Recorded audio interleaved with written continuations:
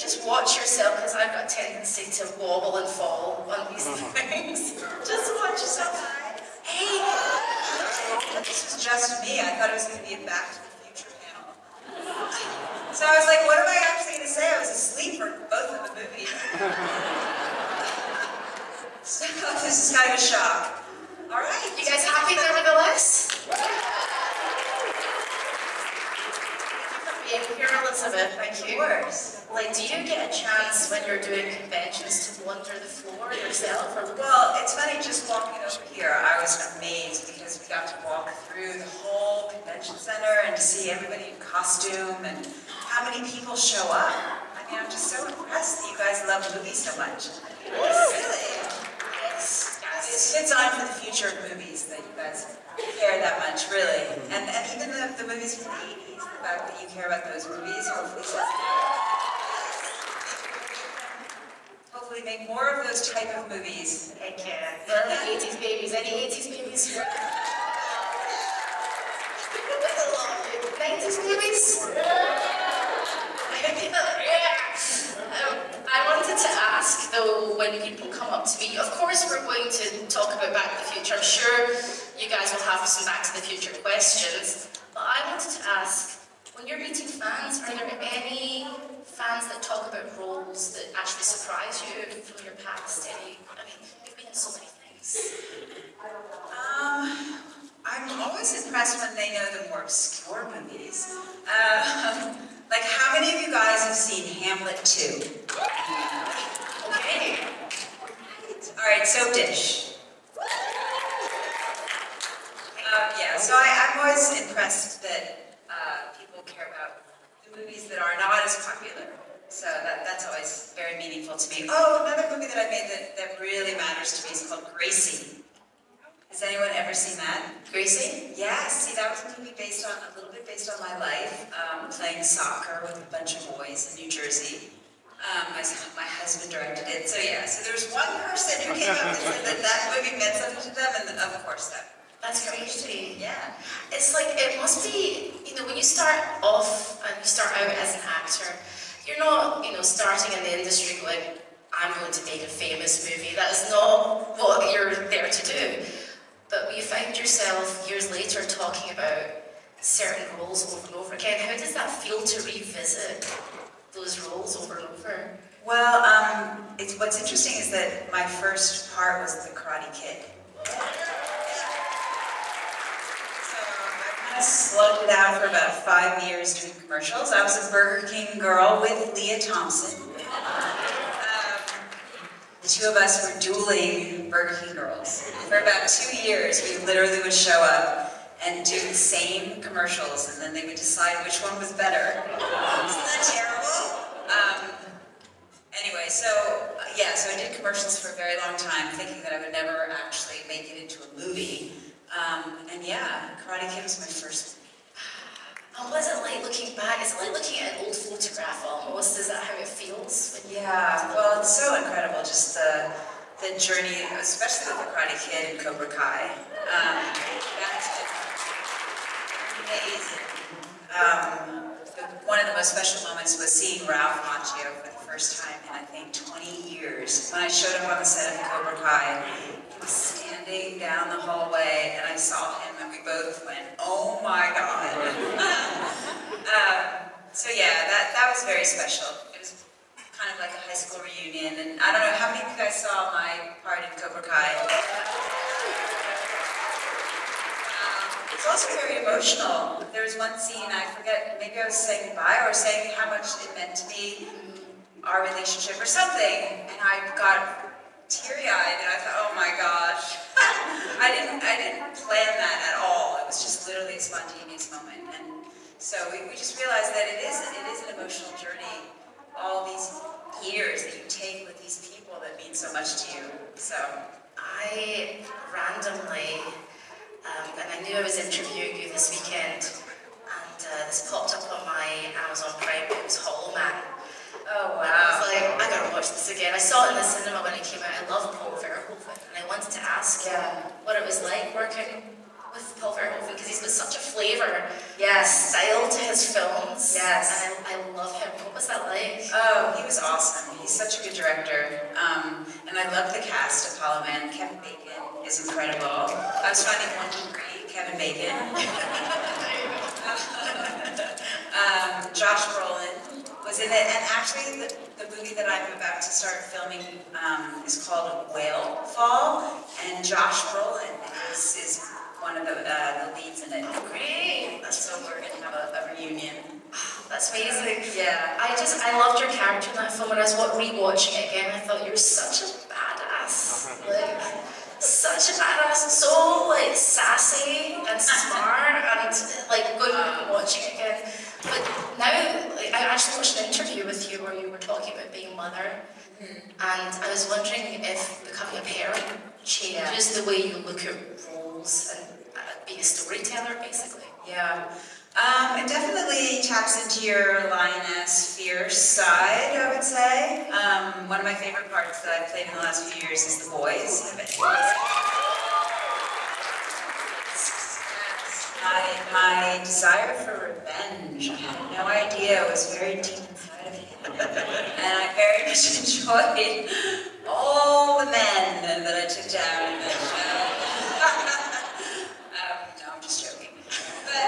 But yeah, there's a fierceness, a protectiveness that obviously you guys all know, being parents and the way we all love our children. So yeah, I think it makes you grow up really fast, and it's very helpful when you're playing more angry, fierce, determined people. Yeah, something must be something very cathartic. Yeah, it's very cathartic, yeah. Is there a sort of type of role that you haven't played yet that you think I'd like to really get into that and maybe exercise some demons or exercise something? Yeah, good question. I mean, I really feel like I missed out on staying on The Boys. Although in the last season, I'm in one scene. And I have a big impact on Homelander in my one scene. So I did get my revenge on him for killing me, possibly. Maybe, I don't know. But yeah, I think another part like Madeline would be really fun. Yeah, for sure. It sounded like you really had a lot of fun with it. I really did. That was one of my favorites. Do you still, because you've been doing this for so long, you know, and when I moved to LA, I just started doing some acting lessons to understand interviewing people like yourself. I thought it would give me a better insight. But I found it like, it was like therapy in a way. And you learn a lot about yourself when you're doing it. Do you still learn about yourself even now? Yes, definitely. Yeah, I don't really think it's hard to be a good actor if you're not in some ways pulling from who you are and what you've learned. And you know, I think all of us, we all have so many different colors inside of us and so many different qualities, and each character is just sort of picking like 5 and really like digging into those 5. And I think that that's everybody's instrument, really. How many of you guys have acted? Yeah? Yes. Yeah, I mean, to be honest, to be able to come to your parts with authenticity, you really have to draw from what makes you feel the things you feel towards the people that you know and the relationships you've had and the conflicts that you go through, and that's what makes you most honest, I think. Do you think you would still have the same or similar journey now if you were, you know, a younger actor trying to make it now? It's quite an interesting landscape. It really is. I don't know whether, you could just have your own YouTube channel and or you could act on your own. You don't really have to like go through the 5 years of trying to get a foothold. But I also think that it's changed a bit in some ways that I think is too bad for actors, is that when we first started out, we would go in and audition in a room with the director, with the casting director. And when I started, I didn't get any parts for 5 years, but I made all these relationships with people. And I think now it's tough because you just self-tape and you send in these tapes and you don't get to benefit from the relationships of people fighting for you, even if you don't get the part. So it's a little tough now, I think. And there's something kind of nice, I think, about doing something live in front of one person. Yeah. Or in front of lots of people, which is why theatre or live stuff is so great. Yeah. It's sad that we're all kind of disconnected in a way. I know. Our phones are I know. so tough. But do you think if you're in your 20s 20s and I started off, do you think you would go down the content creator route and go, okay, I'm gonna try and create some... I know, I would be too shy. I was very, very shy. I couldn't even be in a play. I was too nervous to get on stage. So what So pushed you? I think, well, I grew up with 3 brothers. I was the only girl, and I think on a very like primal level, I think I needed some attention. and then to be differentiated from my brothers and to be seen as my own person. So yeah, it was so slow, you know, so that I got comfortable. And I think that after I learned the art of acting, then it really took hold. But before that, it was just fun, you know, and I think that you have to remember that. It is still just fun versus I have this career, I'm an actor, you know what I mean? So yeah, I'm trying to remember that as I get older, because it gets tough when you get older too. It's different challenges. It's scary pursuing something that you genuinely love, because we are so, I think society goes, no, don't do that, that's scary. Don't do that. Yeah. So you're not really encouraged to follow your dreams? No, it's true. And one thing my father always said, which is always good advice for everybody, is when we were younger, if he ever heard us say, I can't do something, he would always say, don't say that, don't say that, don't ever say you can't do something. You just have to learn how to do it. I love that. Yeah. Yes, I love that.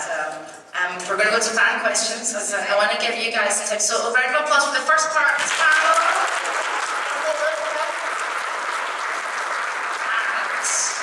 Now we're going to try and get through them all, but there is a mic right here, and there is a mic all the way over here at the other side of the room. Please mind your fellow fans, and please stand up and don't be shy if you want to ask a question. Hello, my dear. What is your name and what is your question? Hello, my name is Christine. Glad that you're here. Thank you. My question is, you have been in a lot. I do theater, so it's interesting to hear you say you were too shy to do theater. But my question is, you have worked with a lot of people, and I don't know if everyone knows, but you did Cocktail with Tom Cruise, and you did The Saint Without Homer.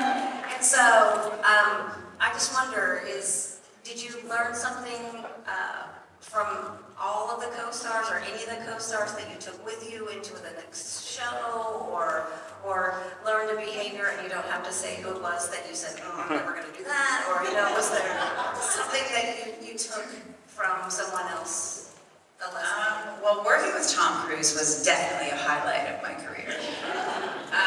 It was right after Top Gun.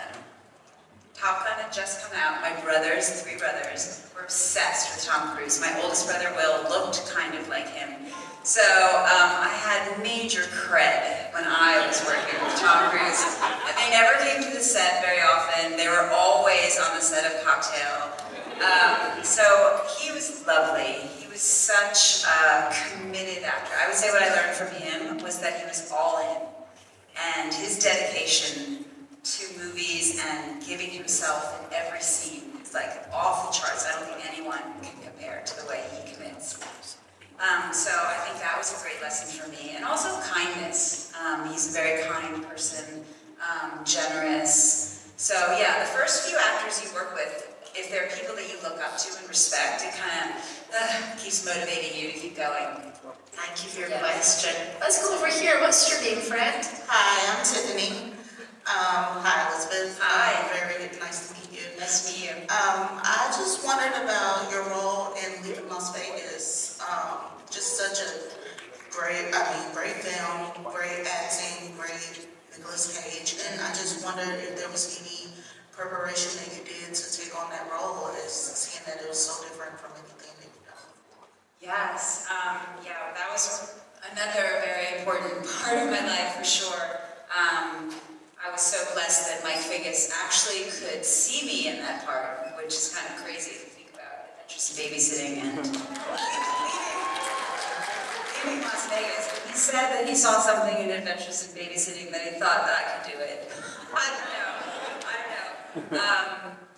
But yeah, one of the funny stories from leaving Las Vegas is that I never wear high heels, so you can see I still don't. And I had to learn to walk in 6-inch heels. So I would do all of the mopping of the floors in 6-inch heels all day long. I had to wear them, and my husband would come home and see me at home home with my 6-inch heels and go, what is going on?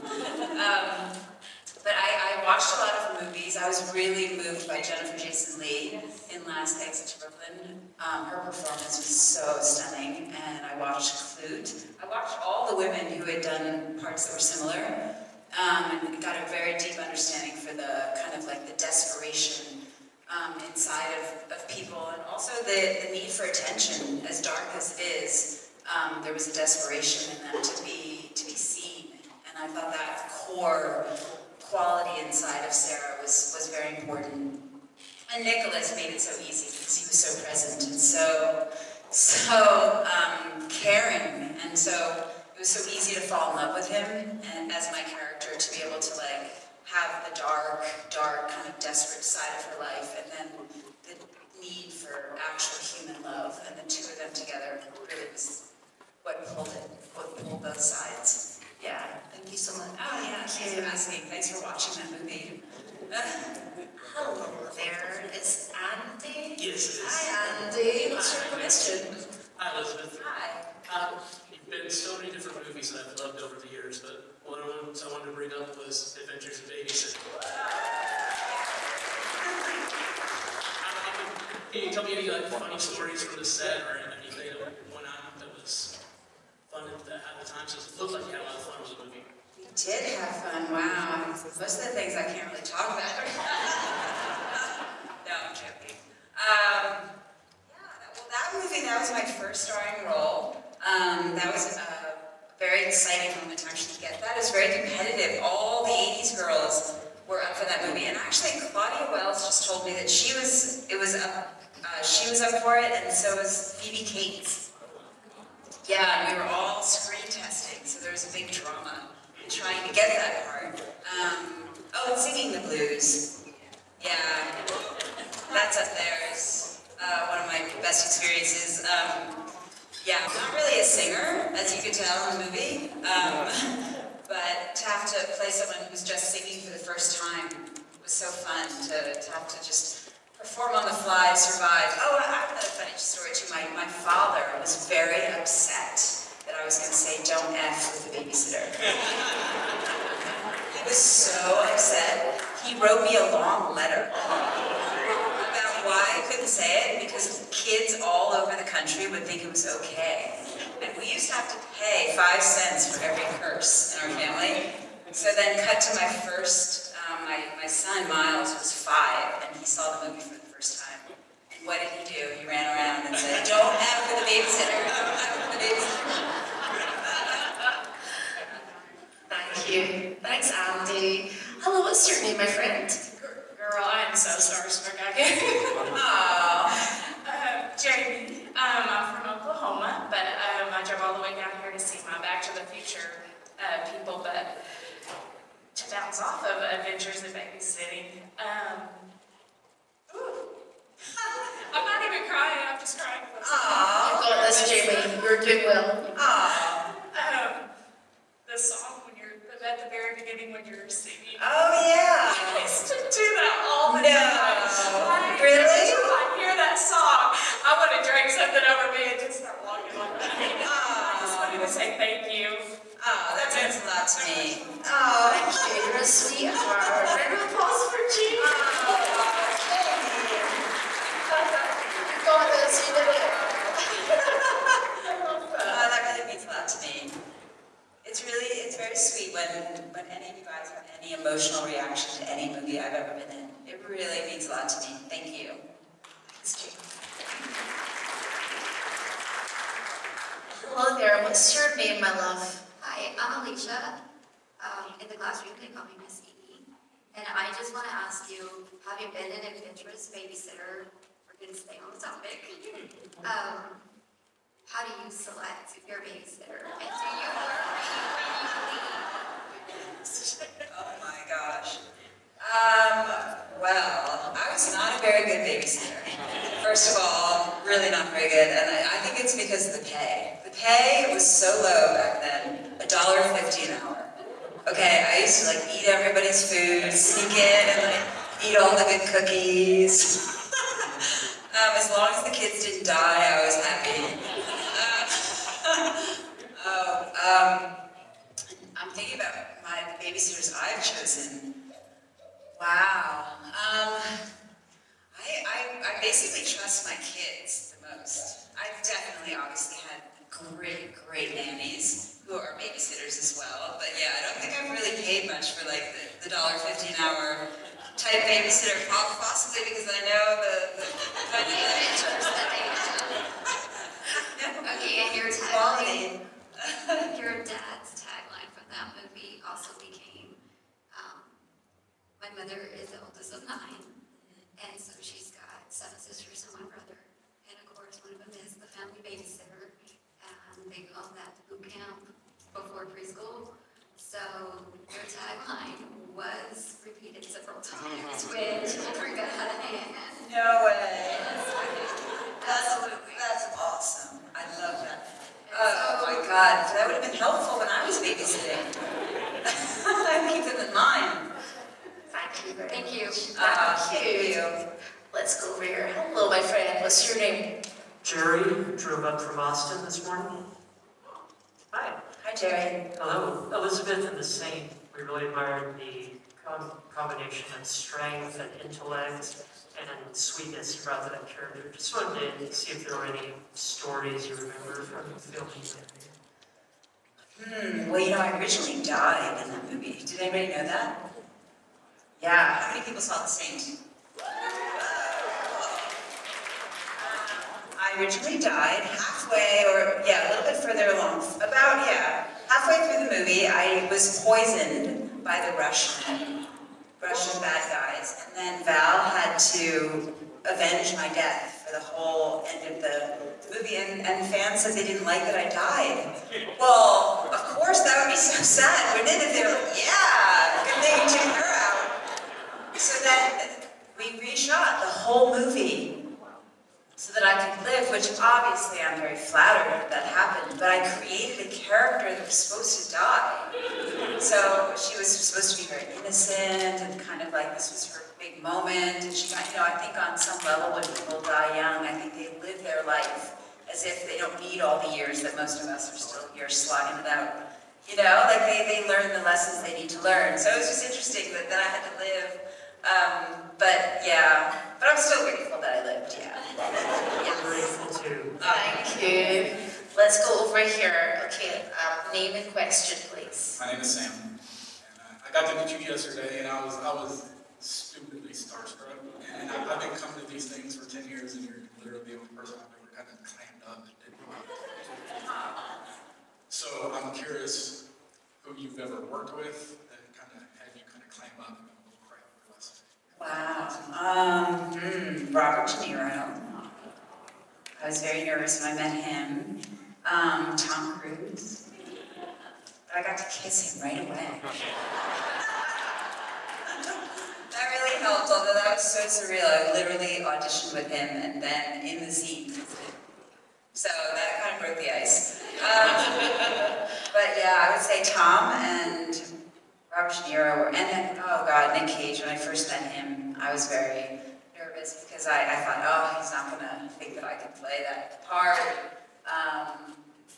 Who else? Yeah. Oh, Meryl Streep. I got to do one scene with Meryl Streep, and I was so nervous to meet her. Yeah, she's an icon and somebody I've always looked up to. Thank you. We gotta leave because we're gonna be late for something not being rude. Okay, that's okay. Thank you for explaining. Thank you very much. What's your name and what's your question? My name is Craig, and I'm from Denver, so I just wanted to say, before you officially came back on Cobra Kai, when we learned that you were a doctor in Denver, all of my friends thought that was really cool. But the question that I had is, with all the years of acting that you've done, is there a particular role that you really wanted that you didn't get, Oh, nice. or one that you regret turning down? Yes. I turned down The Sixth Sense. What a stupid idea. The collective love. I love that movie, and Toni Collette is perfect for that movie, so I kind of feel like I turned it down just so that she could be better than I would have ever been. But that's one movie, I think that was, I was tired, I wanted to stay home, I was in Philadelphia, I had all these kind of stupid reasons. But yeah, that's the one I think of the most. And then the most important question, Johnny or Daniel? Oh my goodness. Well, Johnny really, I was surprised because he's really evolved over the years. So I was curious about what that might be like. So I don't know if I need to choose necessarily, but I was impressed with Johnny's evolution. Thank you so much. I know you've stood up over there, but we're running out of time, so I just want to make sure we get to this little friend's question, if that's okay. Hello, my love. Hi, I'm so impressed that you want to ask me a question. What's your name, loud and clear? Hi, my name is Elliot Kenfield. Nice. Hi, Elliot. And I really love Karate Kid. I actually wanted to ask, how did you actually join the movie? Well, I had to audition with everybody else, and then I had to screen test. There was like, 20 people or something that screen tested. So I was really lucky that I got the part. But you know what my favorite part of that movie is? When he breaks my radio. And I was so angry about that. My brothers still make fun of me because they said that I was sort of not acting in that whole part because I was punching him really hard, and Billy still says it was ridiculous how hard I was punching him in that scene. So that's my favorite part of the whole movie for me because I feel like I didn't really understand I was acting. So I always think about that. I think, oh, okay, that's probably why I got the part, because, when it came down to it, Allie was very sweet, but thank God she had that one moment, right, where she was really, really angry. I'm so glad you love that movie. It still holds up. That you like it now is amazing, amazing. Well, I watched part 2. I need to watch part 3 now. Oh, yeah, well, I'm not in part 2, as you know, which was a little disappointing. But actually, the reason why I was not in part 2 was that I had gone back to get my education, and I was in college, and I didn't want to stop going to classes. So that's why I didn't show up. But the way they wrote me out was not cool. Thank you. You look amazing as well. You're so good. Now we've got time for 2 quick questions. There's a lady here at the front that's been asking. She can't get to the mic, so I'm going to get to you. So if you don't mind, Elizabeth, I'm not going to risk it. Why not? These middle-aged knees. Right, okay. Hello, my dear. I'll hold the mic and you just say what you want to say. What's your name? I'm Jane. Yesterday, and one of the things I didn't say is that in Karate Kid, that when you guys were at the Family Fun Center, I assume that's what it was. Yes. As an elementary kid watching that was always my ideal date. And then when it actually happened in high school, somebody took me to the Family Fun Center, and we had our pictures in the photo booth and everything. That was the ideal moment. So I love it. I just wanted to share that with you. Oh, thank you. Thank you, Jane. Those are days where you don't feel like you're going to work, You're just playing on golf carts or playing golf and stuff. Yeah, no, those are the days you go, this is crazy that they pay you to do this, right? Thank you very much. Right, back. Okay, oh my gosh. Hello, my friend. You have been so patient. Yes, it's you. Yeah, hi. What's your name? My name's Bo. I just wanted to ask you, you said you worked with your husband as the director. How was that relationship on the set? Were there any big names being mentioned or, Well, it went very well, thank goodness, because I was so grateful that he was actually directing a family story and that it was going to be taken such good care of. So we only fought every once in a while. Because I don't like when he tells me what to do in real life. I'm not up for that, so it was hard to get used to the fact that now that he's the director, I had to listen to him. But yeah, you know, a really interesting, cool little connection is that my husband, Davis Guggenheim, directed the documentary Still about Michael J. Fox. So I was really lucky that over the last 3 years I've had an excuse to see Michael at all the different screenings and all the different events. And if you haven't seen that movie, and you guys obviously love Back to the Future and love Michael, you really should see it. It's very beautiful. Thank you very much. Elisabeth, it's been an absolute pleasure to sit next to you and have a chat. Thank you. It's been absolutely wonderful, and the fan questions were so wonderful. Thank you so much. Yeah, thank you so much. I'm really glad that was just me. Finally, attention.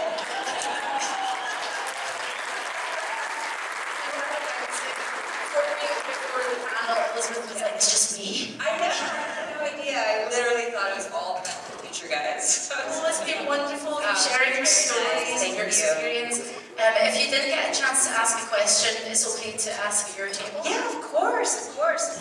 Yeah. I've seen many of you. I recognize a lot of you guys, so yeah, come on over. Guys, please put your hands together